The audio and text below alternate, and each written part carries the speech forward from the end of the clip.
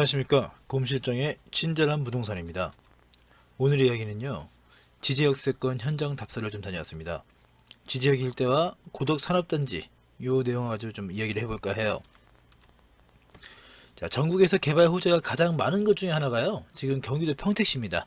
그리고 그 중에서도 특히 주목받는 데가 SRT 지제역이라든가, 그리고 고덕 신도시, 그리고 삼성 산업단지, 이쪽이 가장 주목 많이 받고 있죠.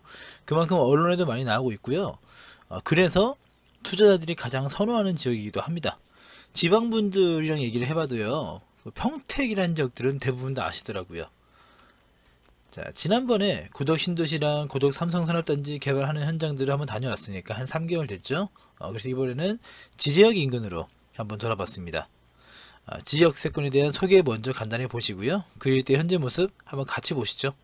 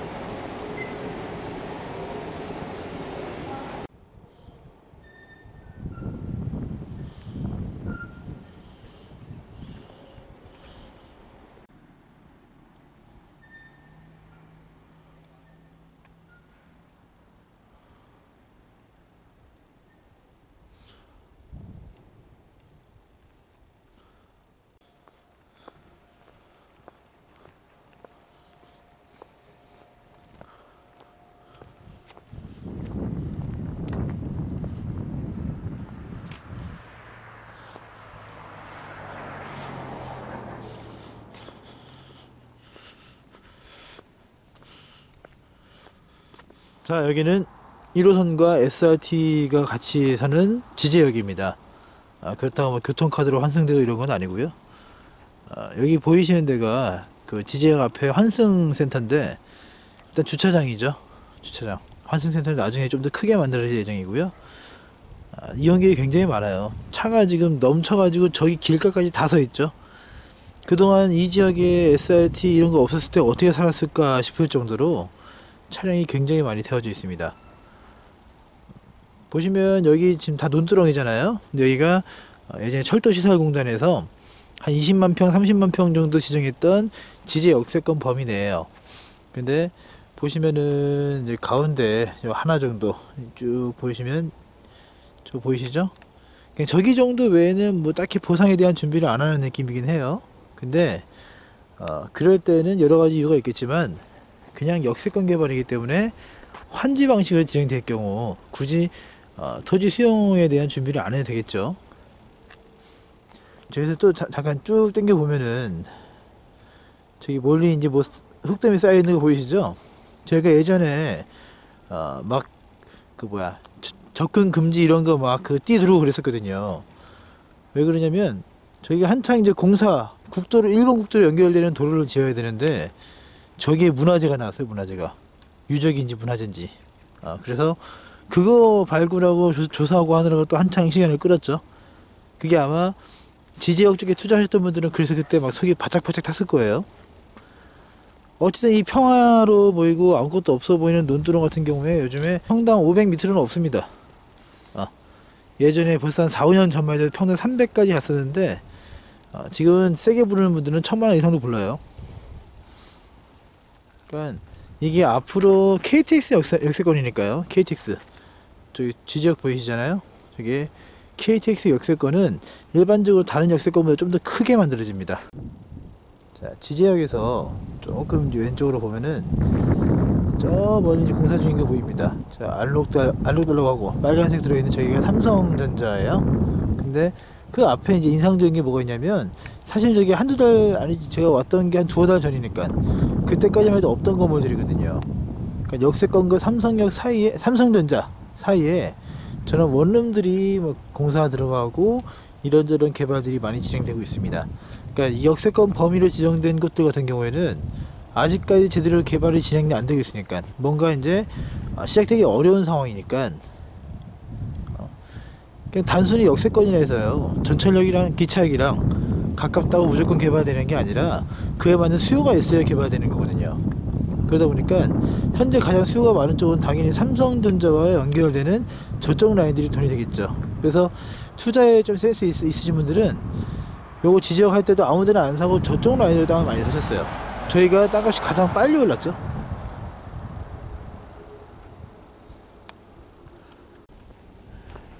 지금 보이시는 교회인지 성당인지 아무튼 그 건물 아래로 있는 건물들은 원래 이 지역에 있던 건물들이에요.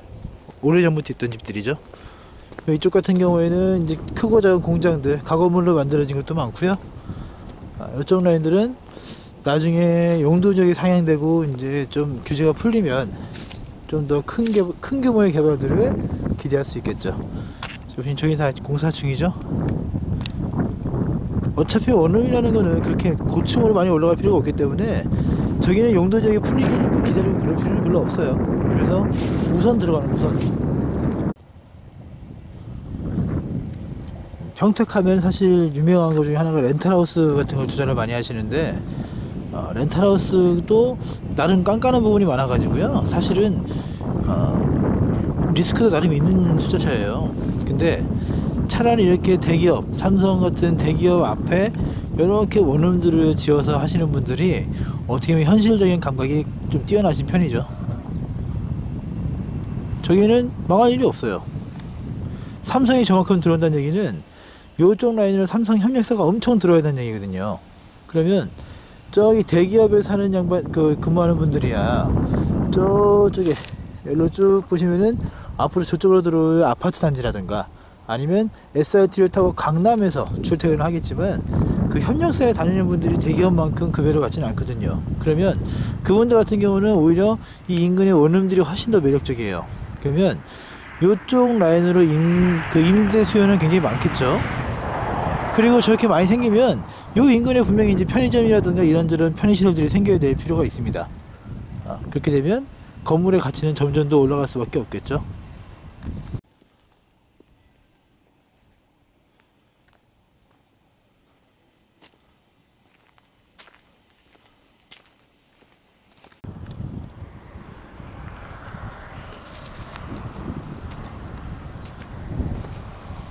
이리로 쭉 가면 고덕 삼성 산업단지 가는 길입니다.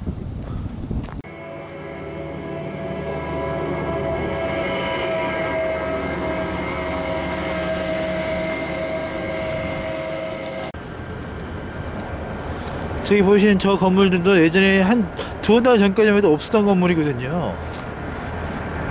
네, 사실 삼성 산업단지 바로 앞입니다. 여기가. 그러다 보니까 여기가 뭔가 이제 임대에 들어가긴 가장 좋겠죠. 걸어서 출퇴근이 가능하니까.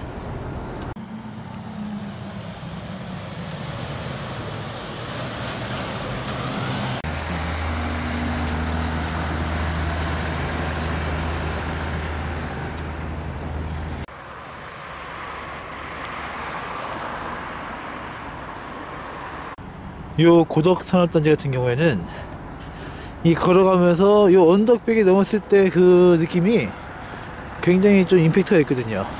한번 같이 보시죠.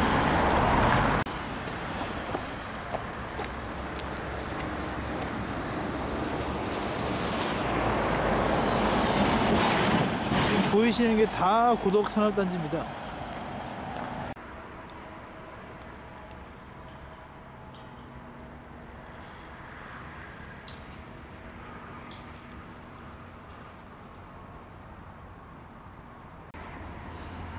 이런 대규모 산업단지는 뭔가 좀 사람을 이제 압도하는 게 있는 것 같아요.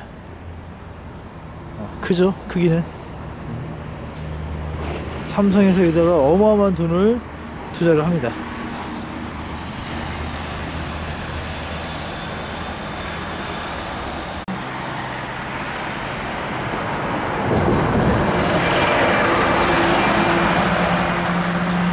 저기 원래 보이는 게 고덕 신도시 쪽이죠. 이 아파트 내용들은 갖춰지고 있습니다.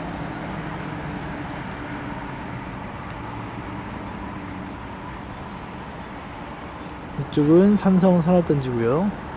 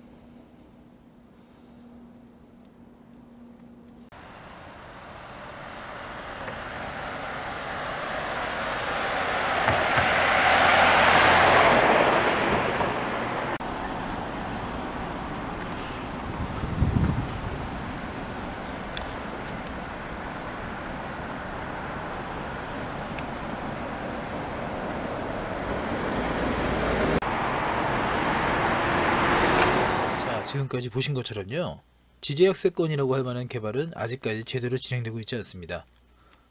뭐 문화재 발굴이라든 여러 가지 있겠죠. 근데 고덕 삼성산업단지 방향으로 가는 길목에 민간업체들에 의한 개발은 굉장히 활발하게 진행되고 있었죠. 어떻게 보면 이분들이 가장 알짜배기 투자처였을 거예요.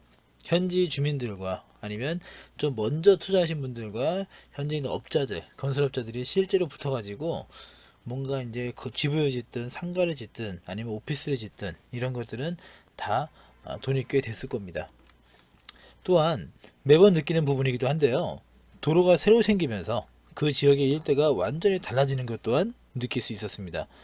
제가 평택 그 중에서 지지역을 좀 많이 다녀온 적이 있었어요. 제가 한 2, 3년 전에도 그렇고요, 최근 한 6개월 전에도 그렇고 지지역을 좀 많이 다녔는데, 이번에 가서 당황스러웠던 게 길을 못 찾겠더라고요. 도로가 완전히 새로 생기고 그 도로를 중심으로 상권이 개편이 되고, 그러니까 앞으로 한 반년이 지나고 1년이 지나면 완전히 달라져 있겠죠. 여기서 중요한 포인트가 나옵니다. 무작정 개발 호재가 있다고 해서요, 거기다 그냥 묻지마 식으로 묻어놓을 게 아니라 그 호재랑 인근의 다른 개발과의 연계라든가 그리고 그 개발 방향 등을 꼼꼼히 따져야 적어도 실패하지 않는 투자가 가능합니다. 조금 더 나아가자면 그 해당 지자체의 성향이라든가 그 지자체에서 우선적으로 해야 될 것들, 인구가 더 많이 필요한가 아니면 일자리가 더 많이 필요한가 아니면 교통을 우선적으로 개선시켜야 되는가, 그런 우선순위 따져보시면 좋습니다. 실패하지 않는 투자가 중요한 게, 사실 누구도 대박이나 로또를 장담할 수는 없는데요, 부동산이라는 것은 기본 원칙이라는 게 분명히 있기 때문에 실패하지 않는 방법은 분명히 있습니다. 그게 더 중요한 것 같아요. 지제역세권 개발이 되게 좋은 예가 아닌가 싶어요. 개발의 방향과 유입인구의 동선은 굉장히 중요합니다. 지제역세권 같은 경우에 그 현재 삼성산업단지 반대 방향으로 예전에 현재 지제세교지구 이제 지정됐던 곳들, 거기 투자하신 분들이 되게 많은데 그분들 중에는 10년 이상 묶여 있는 분들도 많습니다. 지지역이라는 데가 옛날에 1호선만 다닐 때에는 전국에서 손꼽힐 정도로 이용객이 없는 역이었어요. 그러니까 주변이 당연히 아무런 개발이 안 됐죠. 역세권이다 뭐다 해서 용도지역을 떼보면은 상업지가 떴는데 논밭으로 남아있는 게 벌써 5년 10년이 됐다란 말이죠. 그러니까 이런 식으로 그냥 호재가 있다는 게 중요한 게 아니라 그 호재에서 퍼져 나오는 것들, 어떤 식으로 개발되는 것들, 개발의 압력, 그리고 방향, 범위, 이런 것들은 여러 번 보셔도 부족함이 없습니다. 자, 끝으로 한 가지 알아두시면 좋을 부분이 어떤 게 있냐면, 대규모 개발 사업이야 더욱 그러하겠지만 소규모 개발도 패턴이라는 게 있습니다. 사실 부동산으로 돈을 버시는 분들, 부동산 개발로 돈을 버시는 분들은요, 한정돼 있어요. 뭐 모든 사람들이 수십만 명이 그렇게 돈을 벌지는 않습니다. 대부분의 사람들이 돈을 버는 패턴은 따로 있고요. 그래서 누군가에게 배워서 왔던, 아니면 다른 지역에서 이미 그렇게 돈을 벌어 봤던, 그렇게 해서 개발되는 방식들은 분명히 있어요. 어디가 먼저 개발되고 어디가 나중에 되고 어디에는 어떤 개발이 되는가, 이런 것들이 많습니다. 이 패턴을 여러 번 경험하다 보면요, 어떤 지역이 새로 개발될 때 어디가 먼저 돈이 될까 하는 부분이 잘 보이게 될 겁니다. 그래서 중요하죠. 어차피 부동산 투자라는 게 돈 벌려고 하는 건데, 어디가 돈이 되는가, 어디가 먼저 되는가, 이거를 알 수 있다는 것 자체가 굉장히 중요한 어드밴티지가 될 겁니다. 자, 지금까지 곰실장의 친절한 부동산이었습니다. 시청해주셔서 감사합니다.